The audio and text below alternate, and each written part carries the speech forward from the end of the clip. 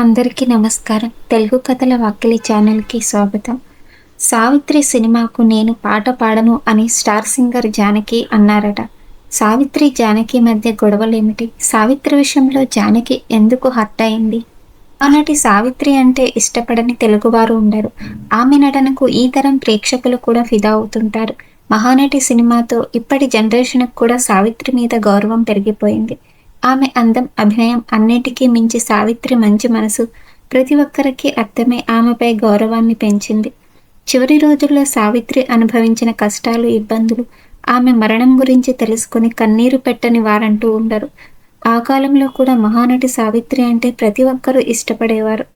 అయితే star singer Janaki మాత్రం సావిత్రికి నేను పాటలు పాడనని చెప్పేశారట. చివరి వరకు అదే మాట మీద ఉన్నారట. ఆ తరం స్టార్ సింగర్స్లో ఎస్ జానకి ఒకరు. ఆమె అంజలి, సావిత్రి కాలం నుంచి ఈ కాలం హీరోయిన్ల వరకు 3 తరాలకు పాటలు పాడారు. జానకితో పాటు సుశీల కూడా 3 తరాల హీరోయిన్లకు పాటలు పాడి అలరించారు. తెలుగు, తమిళ, మలయాళ, కన్నడ, హిందీ భాషల్లో వేల పాటలు పాడారు జానకి. జానకి ఏ భాషలో పాడినా ఆ భాష వారు జానకి తమవారే అనేంతగా మంచి ఇమేజ్ను సాధించారు. ఎంతోమంది స్టార్ సింగర్స్ జానకిని సంగీత దేవతలా కొలుస్తుంటారు. దాదాపు 20 భాషల్లో 50,000కు పైగా పాటలు పాడారు జానకమ్మ. అయితే హీరోయిన్ల విషయానికి వస్తే జానకి అందరి హీరోయిన్లకు పాటలు పాడుతారు కానీ సావిత్రికి పాడను అని చెప్పేశారట. ఇందుకు కారణం జానకి పలు ఇంటర్వ్యూల్లో సావిత్రి విషయంపై క్లారిటీ ఇచ్చారు.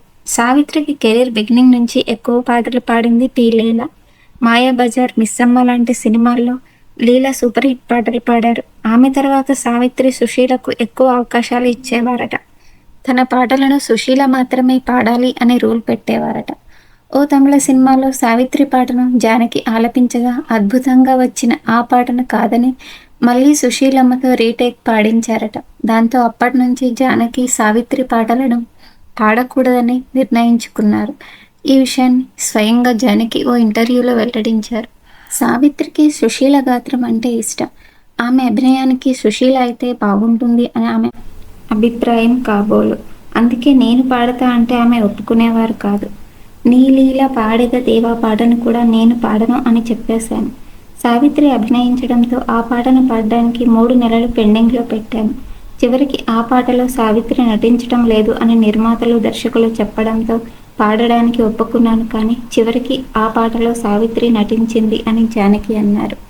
ఈ వీడియో మీకు నచ్చినట్లయితే ప్లీజ్ లైక్ చేయండి, షేర్ చేయండి, సబ్స్క్రైబ్ చేయండి. Thank you for watching.